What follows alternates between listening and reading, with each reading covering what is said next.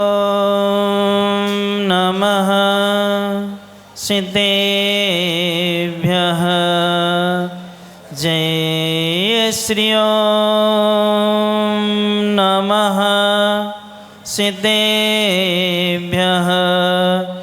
जय श्री ॐ नमः सिद्धेभ्यः। धर्मः सर्वे शोकाकरो इति करो धर्मं बुधाश्चिन्वते। धर्मे नैव समाप्यते शिवे सुखं। धर्माय तस्मै नमः। धर्माय तस्मै नमः। धर्माय तस्मै नमः। अनंत अनंत सिद्ध परमेष्टि भगवंतों की जय। देवाहि देव 1008 श्री मूलनायक संभवनाथ भगवान के जय। देवाहि देव 1008 श्री मुनि सुब्रतनाथ भगवान के जय। परमे पूज्य संत श्रोमणी आचार्य भगवान गुरुवर श्री विद्यासागर जी महाराज के जय। परमे पूज्य नवाचार्य समय सागर जी महाराज के जय। परमे पूज्य ज्येष्ठ निर्यापक स्वर्ण पूज्य मुनि श्री योग सागर जी, नियम सागर जी, सुधा सागर आदि समस्त निर्यापक मुनिराजों की जय। परमे पूज्य मुनिवर 108 से अजित सागर जी महाराज की जय। पूज्य मुनि श्री निराग सागर जी महाराज की जय। नाइदी में 3 कम 9 करोड़ महामुनिराजों की जय। उत्तम संयम धर्म की जय। एलक श्री विवेकानंद सागर जी महाराज की। धनुष्णी बंधो, आज परवराज पर्युषण का 6वां दिन है, छठाया दिन है ना। और श्रावक की आवश्यक कितने होते हैं? 6 होते हैं। उन 6 आवश्यकों में देव पूजा, गुरु सेवा, स्वाध्याय, संयम, तप और दान। इन 6 आवश्यकों को जब देखते हैं तो 3 आवश्यक जो पहले हैं देव पूजा, गुरु सेवा, स्वाध्याय, ये मात्र पुण्य का आश्रव कराते। क्या कराते हैं? पुण्य का आश्रव। लेकिन संयम, तप और दान, ये 3 आवश्यक जो हैं संवर पूर्वक कर्म की क्या कराते हैं? निर्जरा कराते हैं। यानी जीवन में कर्म निर्जरा का यदि कहीं से प्रारंभ होता है तो संयम से होता है। क्योंकि जब सम्यक दर्शन उत्पन्न होता है उसी समय असंख्यात गुनी निर्जरा होती है, उसके बाद में निर्जरा नहीं होती है। लेकिन जिस समय हम अणुव्रतों को या महाव्रतों को धारण करते हैं उसी समय से जब तक मोक्ष नहीं होता है तब तक असंख्यात गुनी कर्म की निर्जरा क्या है? बनी रहती है। यानी कोटि वर्ष पृथकत्व तक निर्जरा क्या है? होती रहती है। इसलिए संयम का महत्व ये है कि अशुभ कर्म से भी हमें बचाता है और साथ साथ में क्या करता है? शुभ की ओर भी ले जाता है और पूरे के बंधे हुए कर्मों के भी क्या कराता है? निर्जरा कराता है। इसलिए संयम का जीवन में सबसे ज़्यादा महत्व हुआ करता है, क्योंकि मर्यादाओं से बंधी हुई आत्मीयता बर में श्रेयस्कर होती है। और जहाँ मर्यादाएं टूटती हैं वहाँ सब कुछ समाप्त हो जाता है। किसी ने एक बार पूछा था कि महाराज जी आत्मीयता मर्यादा में दायरा तो आत्मीयता का बड़ा होता है, तो आत्मीयता के लिए मर्यादा क्यों नहीं देते?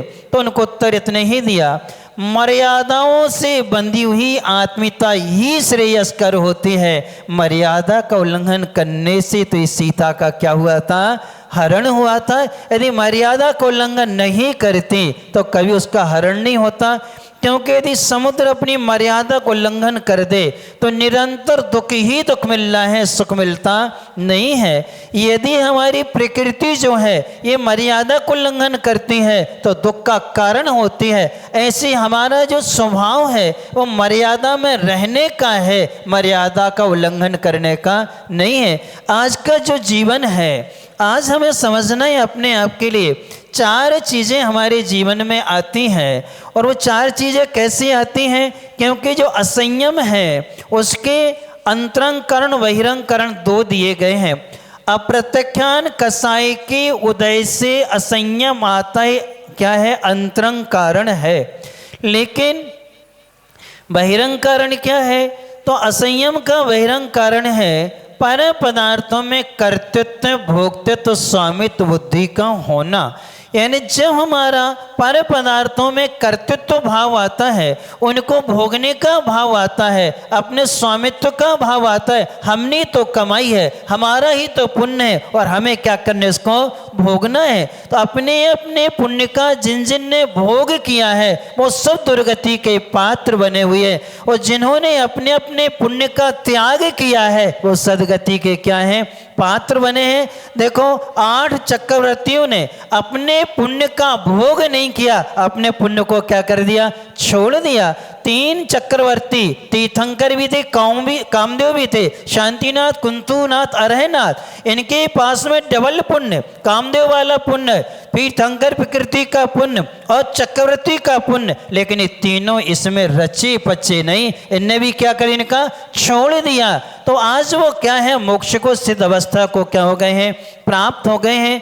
तो आज 4 चीजें हैं जिन पर विचार करेंगे। एक है आसक्ति, दूसरी है आतुरता, तीसरी है अतृप्ति और चौथी है अधीरता। आसक्ति जो हुआ करती है वो हमारी किस में होती है, या तो वस्तु में होती है या व्यक्ति में होती है। जहाँ वस्तुओं में आसक्ति होती है वहाँ नियम से तुम्हारा सुख क्षीण हो जाता है, और जहाँ व्यक्तियों में आसक्ति होती है वहाँ नियम से शांति क्या होती है, क्षीण हो जाया करती है। इसलिए हमें वस्तुओं में भी आसक्ति नहीं रखना और ना व्यक्तियों में क्या रखना है, आसक्ति रखना है, क्योंकि हम अपने लिए कम असंयम करते हैं लेकिन दूसरों के लिए ज़्यादा असंयम होता है। हम जब घर में रहते हैं कुछ भी नहीं है तो माँ दाल रोटी से काम चल जाता है, और 4 मेहमान आ जाएं तो घर में नहीं बनता, बाजार की मिठाई आएगी, बाजार का नमकीन आएगा, यानी बाजार की जो अमर्यादित वस्तुएं हैं वो आई हैं। तो तुमने जो पाप किया वो किसके लिए किया है, व्यक्तियों में क्या थी, आसक्ति, कोई क्या कहेगा, इसलिए हम क्या कर लेते हैं, ये असंयम से क्या है, जुड़ जाते हैं। इसलिए हम इसका भी क्या करना है, त्याग करना है, तब कहीं हम अपने जीवन में संयम को क्या कर पाएंगे, पा पाएंगे। हम देखते हैं कि जहाँ आतुरता होती है, आतुरता का मतलब होता है उतावलापन, यानी हमने कोई भी वस्तु को देखा और हम उससे क्या होते हैं, प्रभावित हो जाते हैं। और आतुरता में देखो कितनी बड़ी कलंक की पात्र हुई, लेकिन बाद में उसको समझ में आ गया। आतुरता में चंद्रनखा अपने पुत्र का वियोग भूल गई और राम और लक्ष्मण पर क्या हो गई, मोहित हो गई।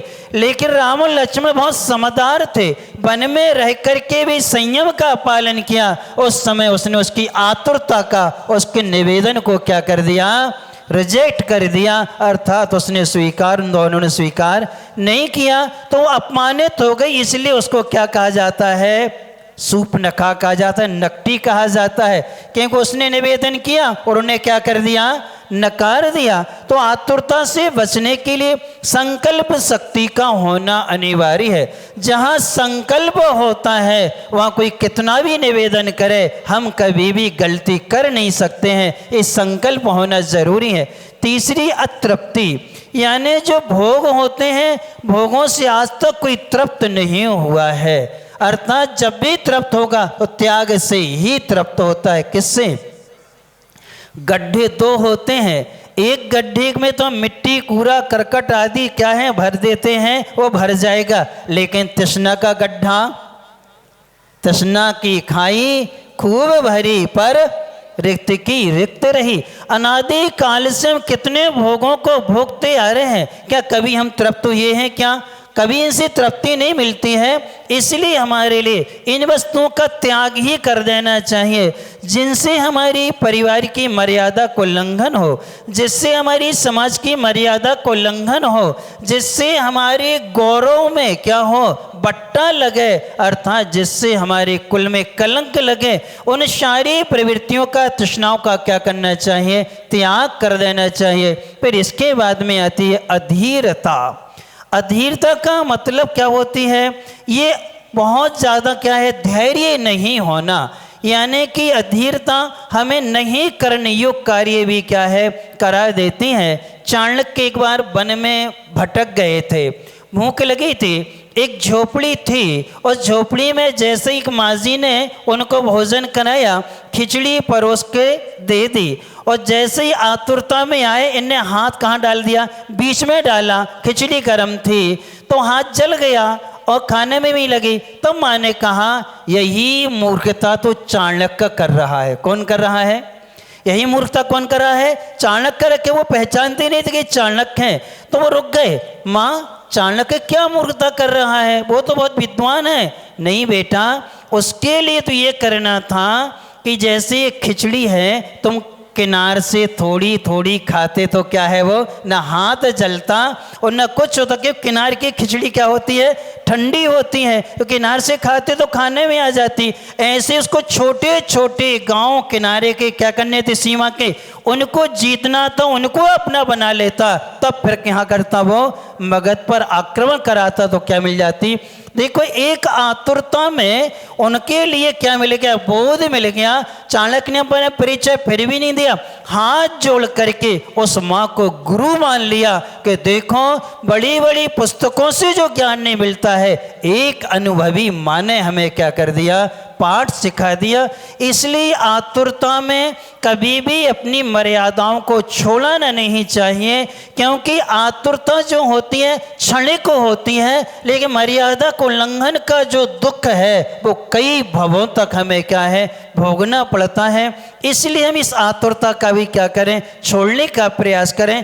इसके लिए सबसे सुंदर उपाय हमारे आचार्य भगवंतों ने दिए हैं, क्योंकि एक इंद्रिय असंयम और एक प्राणी असंयम होता है। अब इसको यदि हम त्याग कर दे तो इंद्रिय संयम और प्राणी संयम भी हो जाता है। इन सबका नियंत्रण जो होता है वो मन पर हुआ करता है। यदि मन हमारे अधीन है तो सब कुछ क्या हो जाता है, हमारे अधीन हो जाया करता है। इसलिए मन को यदि हमें अनुशासित करना है तो मन को अनुशासित दो तरीके से किया जाता है, उसकी दिशा परिवर्तन और उसके विषय परिवर्तन। जैसे यदि वो असुम में जा रहा है तो सुम में लगा दें, और यदि उसका है पाप में जा रहा है तो उसको किस में लगा दें, पुण्य में लगा दें। उसका विषय को हम क्या कर दें, बदल दें। जैसी विषय बदलेगा वो क्या हो जाता है, ठहर जाता है। इसलिए दिशा, दशा, दृष्टि और सृष्टि, इन चार चीज़ों पर हमें देखना है कि हमारी दिशा कौन सी है, हमारी वर्तमान में दशा क्या है और हमारी दृष्टि कहाँ पर है। अर्थात बहुत अच्छी बात कही है, चील उड़ती आकाश में है, लेकिन दृष्टि कहाँ होती है, कहाँ होती है, सड़ी गली वस्तुओं पर होती है। कहाँ मान से कौन सा जीव मरा हुआ उड़ कहाँ रही है, वो आकाश में। दृष्टि कहाँ है उसकी, नीचे होती है। ऐसे ही हमने उच्च कुल में जन्म लिया है, उच्च कुल में जन्म लेने के बाद में हमारी दृष्टि कहाँ कितनी गंदी चीज़ों पर क्या है, चली जाती है। उससे हमें बचना है। तो कहाँ है, जिस परिवार में चार चीज़ें होती हैं वो विनाश को प्राप्त होता है। जिस परिवार में व्यसन हो, जिस परिवार में विलासता हो, जिस परिवार में विनोद हो और जिस परिवार में विवाद हो, वह परिवार नियम से क्या होते हैं, विनाश को प्राप्त होते हैं।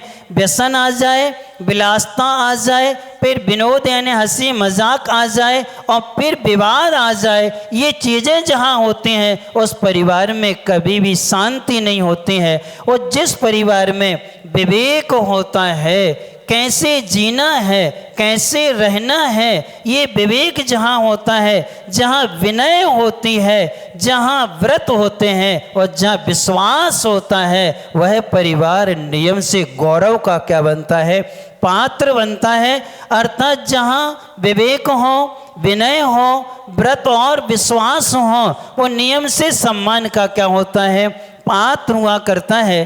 देखो रावण का परिवार बहुत अच्छा था, उसको छोड़ करके उसके बेटे भी मोक्ष गए, उसके भाई भी कहाँ गए हैं, मोक्ष गए हैं, लेकिन कोई भी उसकी प्रशंसा नहीं करता। एक व्यक्ति में व्यसनता विलासिता आ जाने से और व्यसन विलासिता के साथ साथ में विनोद भी था, विवाद भी था, ये चीज़ें आ जाने से कोई उसकी प्रशंसा नहीं करता है। लेकिन जो हमारे पांडवों का भाई थे, पांचों भाई थे, पांचों भाइयों में कितना अटूट विश्वास था। तो आप पांचों में आपस में वात्सल्य बहुत गहरा था। दो माँ के होने के बावजूद भी आपस में क्या था, उनमें बहुत वात्सल्य था। उनके पास में व्रत थे, उनके पास में विनय था, उनके पास में क्या थी, विवेक था। ये चीज़ें होने से आज उस परिवार की बरमिश क्या की जाती है, प्रशंसा की जाती, आदर का पात्र बनते हैं। राम का पूरा परिवार आदर और सम्मान का पात्र बनता है। लक्ष्मण जी भले कहीं हो लेकिन भविष्य के तीर्थंकर तो हैं। कौन से तीर्थंकर हैं, भविष्य के क्या है, हमारे तीर्थंकर हैं। इसलिए वह भी क्या है, आदर के क्या हैं, पात्र हैं। इसलिए आपको अपने जीवन में क्या लाना है, बोलो क्या लाना है। आज अपने अपने परिवार में घर में जाके निरीक्षण करना। व्यसन, यदि चाय पीते हो तो व्यसन है, चाय पीना क्या है, व्यसन है। रात्रि में भोजन कर रहे हैं तो ये क्या है, व्यसन है। बीड़ी सिगरेट तंबाकू आदि का प्रयोग हो रहा है तो क्या है, ये व्यसन है। कोल्ड ड्रिंक या सॉफ्ट ड्रिंक का प्रयोग हो रहा है तो ये क्या है, व्यसन है। ये सब बुरी आदतें हैं कि इनके बगैर हमारा जीवन चल नहीं सकता है। क्या बहुत आसानी से जीवन हम क्या कर सकते हैं, जी सकते हैं। इसलिए व्यसन नहीं होना चाहिए। व्यसन के साथ में विलासिता की चीज़ें नहीं होना चाहिए। आज घरों की स्थिति ये बन गई है कि हर घर में इतने सारी चीज़ें आ गई हैं कि एक मोबाइल से काम चल सकता है। किससे, आसानी से एक मोबाइल से काम चल सकता है। एक घर के 6 सदस्य तो 6 के पास ही मोबाइल होना चाहिए।